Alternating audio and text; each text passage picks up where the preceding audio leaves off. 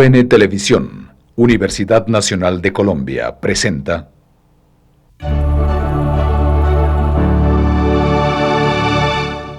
Cuando yo estudié Derecho en el Colegio del Rosario y Filosofía en el Instituto de Filosofía, y ya en aquella época, en los años 47, 48, 50, antes que yo saliera de Colombia, había una conciencia muy agresiva de las altas clases, mejor dicho, las altas clases sociales, o lo que se llamaba altas clases sociales, tenían una conciencia muy agresiva y muy pretenciosa, que daba claramente evidencia de que se sentían por encima del país. Y cuando uno sale de Colombia, después de tener esa primera experiencia, desde lejos, desde la perspectiva, por ejemplo, de otro país europeo, o de un país europeo, donde se ve que las clases altas efectivamente tenían una tradición, se gana una perspectiva de distancia y se ve como en una especie de rayos X la alta clase social bogotana, colombiana. Luego estuve durante 10 años de diplomático en la Embajada de Colombia en Bonn, y por esa embajada pasó toda la alta sociedad, los altos dirigentes, y entonces cuando estos altos dirigentes pasan por Europa o por otro país, ese país es una especie de piedra de toque de qué capacidad tienen ellos de presentar a Colombia. Y la realidad es que durante 10 años que yo viví como diplomático, viendo a todos estos, me daba vergüenza, porque en el momento en que llegan a otro país donde no están los sirvientes que tienen, donde tienen que valerse por lo que valen, se muestra que no tienen absolutamente nada, que son monumentos con pies ni siquiera de barro, sino de cartón, ¿no? Y eso es una experiencia, para mí fue una experiencia muy importante, porque yo vi muy de cerca lo que se consideraba en Colombia como una especie de monumento nacional, ¿no? Que no es ningún monumento nacional. Luego, ya en las lecturas de historia y de sociología, se va dando uno cuenta, y sobre todo de América Latina, se va dando uno cuenta de lo que ha sido esta alta aristocracia, que es una absoluta falsificación, porque ya en el siglo XVIII hay testimonios de que todos estos criollos, que son los que eran ricos y los que han sido los antecedentes de estos, pues lo primero que hacían era simular un árbol genealógico, que cuando se miraba el árbol genealógico, dice Jorge Juan y Antonio de Ulloa, unos ingenieros españoles, se veía que en cada rama de estos nada funcionaba y que había muchos indios que ellos ocultaban.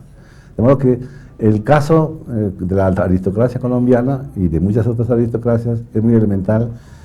Con sus gestos, con sus simulaciones, quieren ocultar una realidad nacional, que es el hecho de que hay mestizaje, ¿no? La violencia tiene también tiene esa causa, una causa psicológica, si se quiere, porque naturalmente en la educación elemental y de bachillerato se reproduce esa división de clases. Había colegios para aristócratas y los demás colegios eran para pobres, ¿no? Los colegios de los aristócratas, el que no pertenecía a un departamento, a Bogotá, pues era tratado como un indio. Yo, por ser de Boyacá, era piojoso, ¿no? Los del Valle del Cauca y los antioqueños los santanderianos eran criminales. Es decir, esta aristocracia bogotana creó una escala de negaciones del país, ¿no? Naturalmente eso. Pues, en segundo lugar, es evidente que la escuela es el lugar de socialización, es el lugar en donde la sociedad se integra. Y si en los colegios primarios y en los colegios secundarios de antemano se crea una división, entonces no solamente crea una división, sino crea tensiones y crea resentimientos muy justos, porque el dominio es injusto, y crea el humus para que surja una violencia en cualquier momento. En Colombia esas clases altas no han tenido esa responsabilidad, y como no han tenido esa responsabilidad, y lo que han hecho es más bien una sociedad de simulación que no tiene nexos de ninguna clase, con ello han destruido los valores de convivencia y los valores de convivencia y de solidaridad, han destruido la moral social, y esa moral social es evidente que facilita que un narcotraficante comience, como Pablo Escobar, diga: dentro de este marco de moralidad, yo sigo el ejemplo de los de arriba, ¿no? Y porque el ejemplo de los de arriba no es llegar a ser ricos, llegar a ser opulentos, ¿no? Y naturalmente cualquier instrumento es adecuado en un mundo en el que no hay moral, ¿no? En ese sentido, es una especie de correa de transmisión. Las clases altas transmiten la inmoralidad a todo el país y es evidente que entonces de ahí surge la posibilidad del narcotráfico, la corrupción administrativa. Durante muchísimo tiempo, yo lo sé y también lo viví, ser diplomático significaba ir a conseguir alguna representación de alguna fábrica extranjera y no servir al país, ¿no? Y ha ocurrido así también en muchas ocasiones. Cualquier préstamo que se hace, que se negocia, siempre tiene unas regalías, como llaman, también, que es un 15 al 25% de lo que se negocia. Es decir, los funcionarios públicos en muchos casos se enriquecen, ¿no? De modo que el país paga no solamente los intereses de los préstamos, sino los porcentajes de la persona que debía negociarlos gratuitamente, porque para eso es funcionario.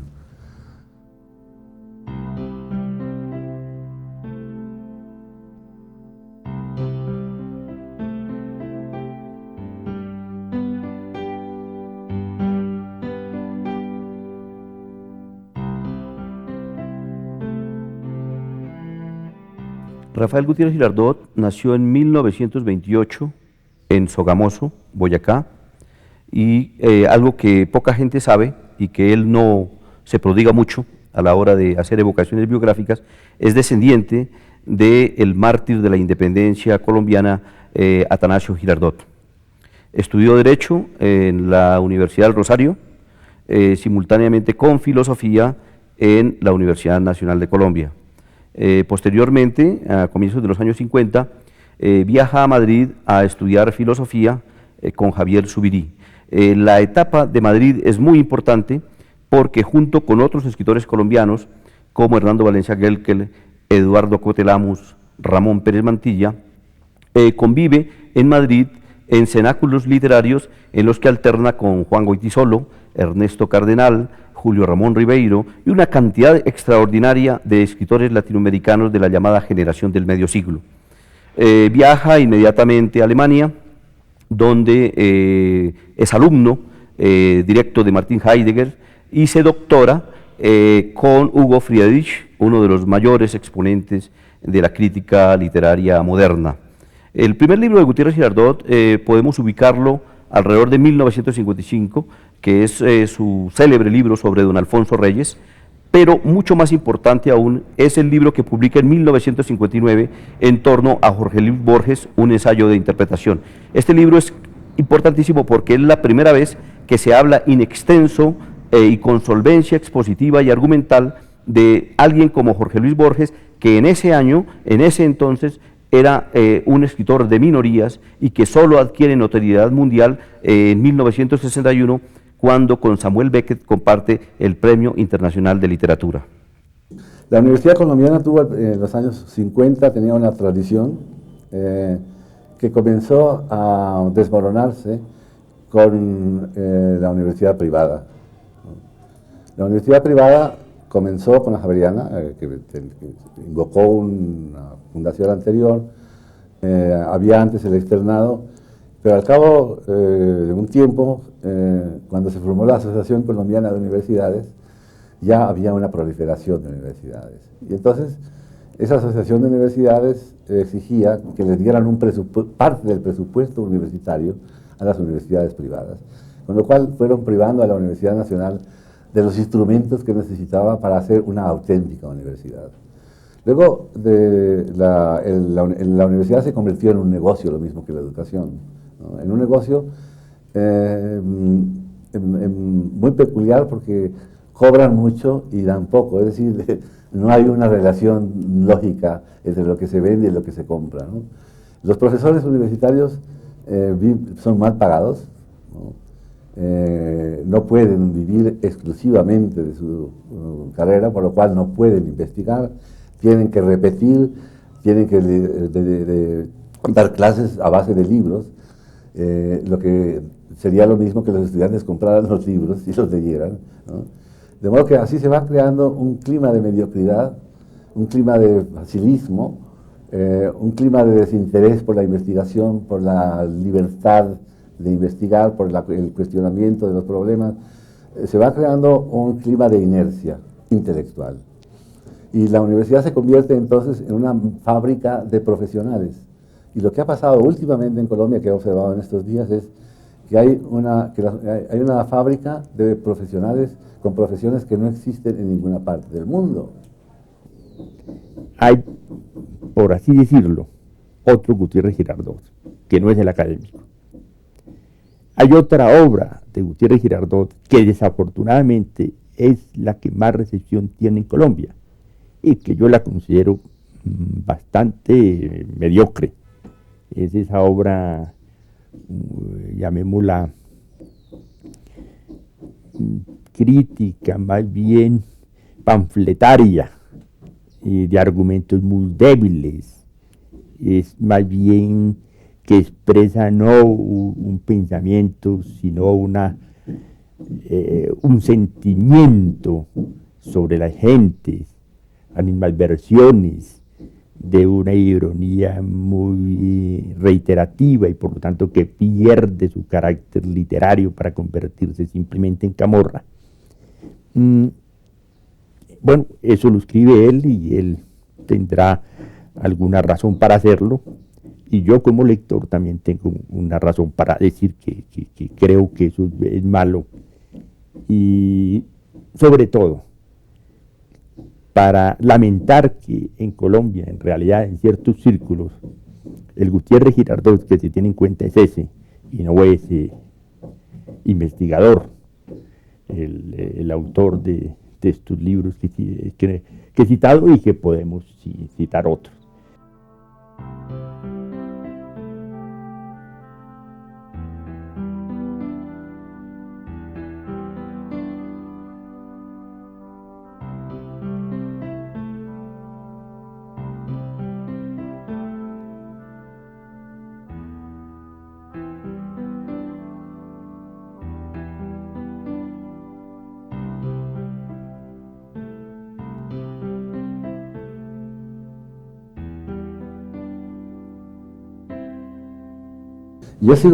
Yo creo que la obra maestra de García Márquez es 100 años de soledad, porque en esa obra él se burla de la comprensión heroica que tienen los colombianos de su propia historia. Pero ya después me parece que García Márquez va agotando su inspiración. La crónica de una muerte anunciada sigue siendo una obra muy buena, porque eso sí, García Márquez domina el arte literario, pero él se va repitiendo, ¿no? Y eso de que se va repitiendo es el destino de un escritor muy característico de Colombia, que es el escritor sin disciplina, ¿no? La poesía de los piedracielistas era una poesía de espontáneos bien formados, etcétera, etcétera, pero que no trabajaban. El trabajo intelectual y el trabajo de disciplina es fundamental y es evidentísimo para cualquier creador. Y el que vive de la inspiración, un día se le acaba la inspiración. Yo creo que García Márquez podrá seguir escribiendo mucho, pero nuevo no va a dar. La única excepción que yo encuentro en esa repetición es la obra de Bolívar, sobre Bolívar, el general en su laberinto, pero mi opinión sobre esa novela es parcial, porque yo admiro a Bolívar, ¿no? Y entonces ahí aparece en esa novela algo que es fundamental para los colombianos también y que ha sido decisivo para el destino colombiano, un reproche que le hace Bolívar, que le hace García Márquez a Santander, en boca de Bolívar tal, porque Santander fue el que acuñó la mentalidad mezquina de la aristocracia bogotana, ¿no? Y en esa novela aparece muy claro esa diferencia entre el leguleyo mezquino, que es Santander, y el Bolívar, que es generoso, caballeresco, romántico si se quiere, pero sobre todo generoso y no ambicioso de poder. Por eso me gusta mucho esa novela, pero digo que mi juicio es parcial. Ahora ya es evidente que cuando a una persona como García Márquez en Colombia le dan el premio Nobel, se convierte en el mito García Márquez, ¿no? Es muy merecido el premio Nobel, pero sobre todo porque es un reconocimiento a la literatura latinoamericana. y él mismo lo dijo también, ¿no? Porque en eso él ha sido siempre generoso. Pero el caso del mito ya lo afecta a él menos directamente y mucho más a los que creen en el mito. ¿Cómo ve usted el trabajo que ha hecho Rafael Nacho? Bueno, él es una persona extraordinariamente disciplinada,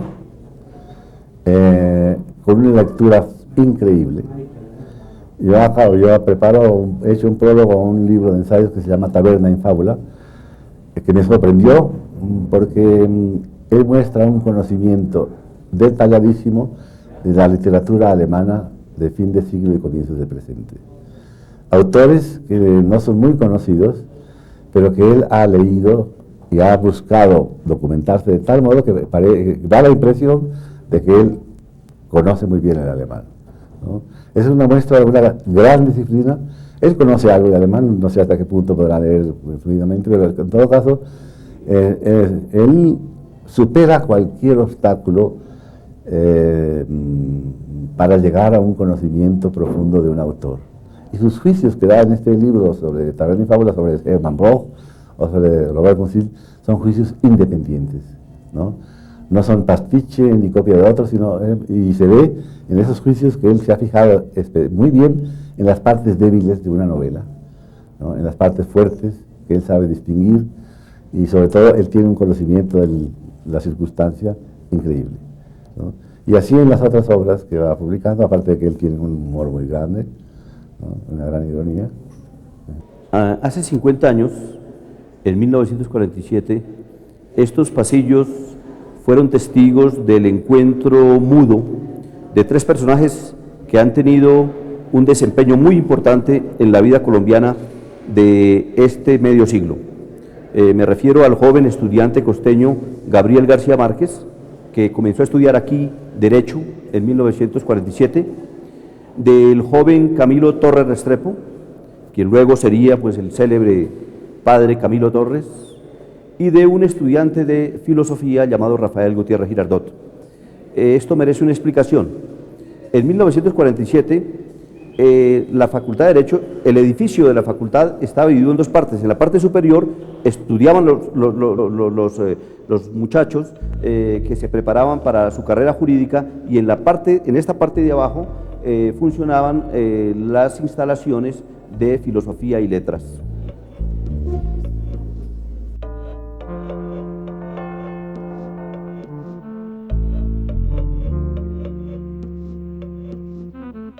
A mí me tocó una época en Colombia, creo que es la de mi generación, que a pesar de que teníamos profesores regulares, en la Facultad de Derecho en el Rosario había profesores más o menos buenos, pero sobre todo había una cantidad inmensa de librerías, ¿no?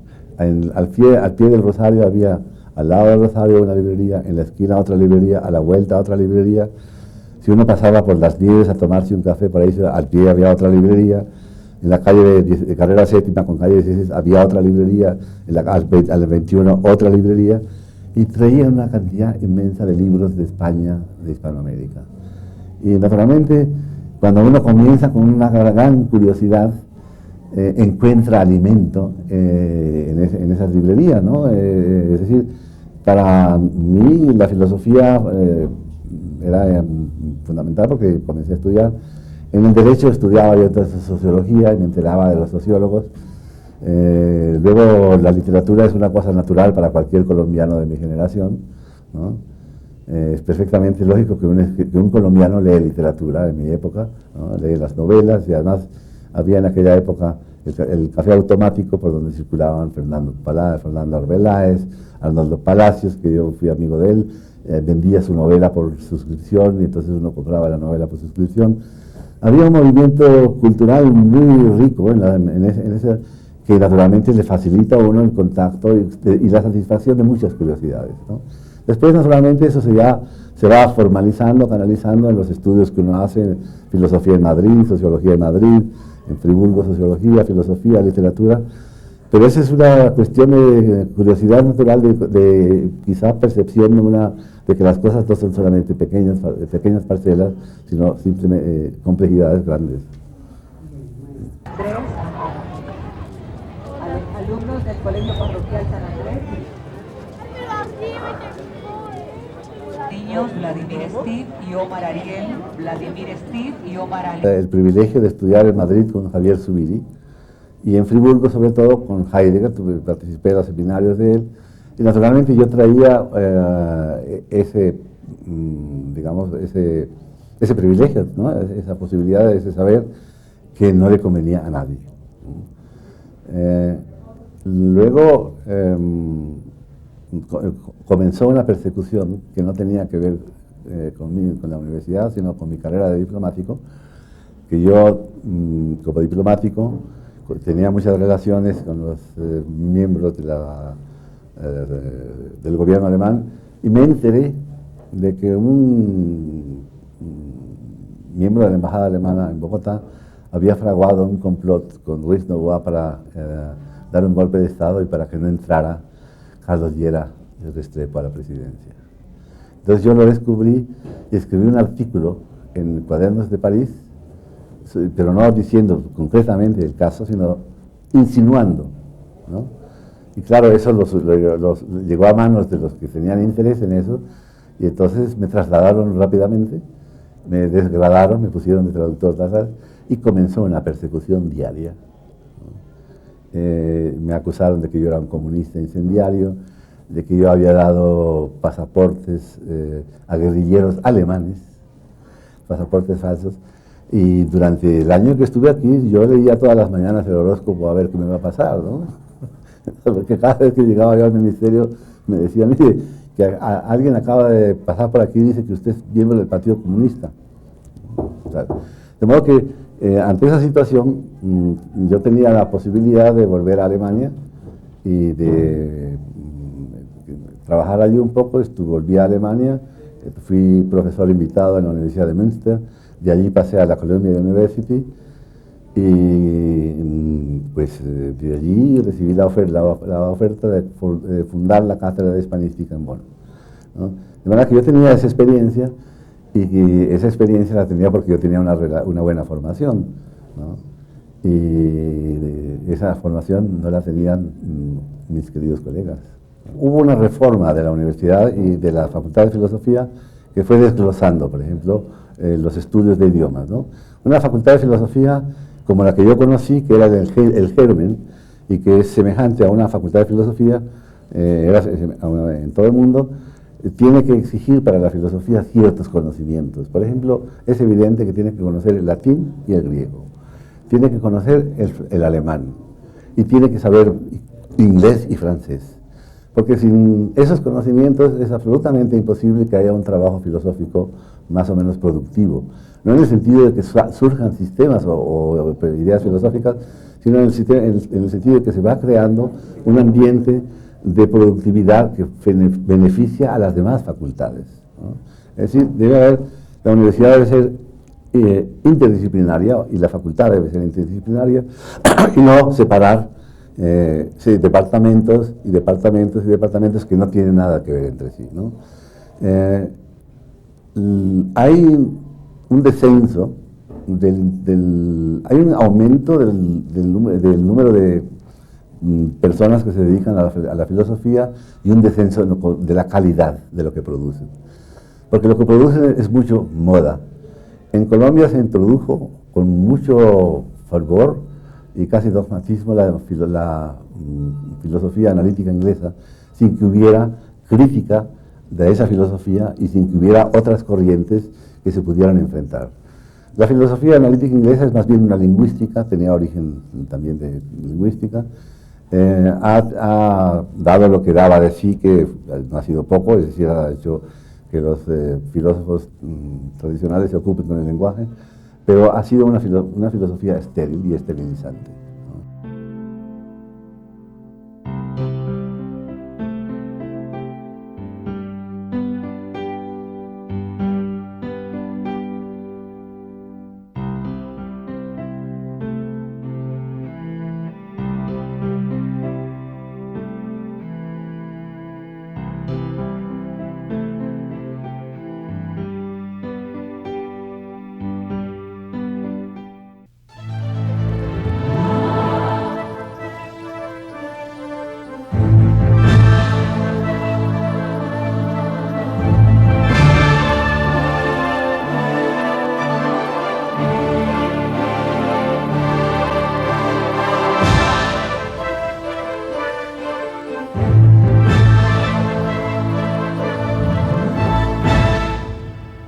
UN Televisión, Universidad Nacional de Colombia, presentó el anterior programa.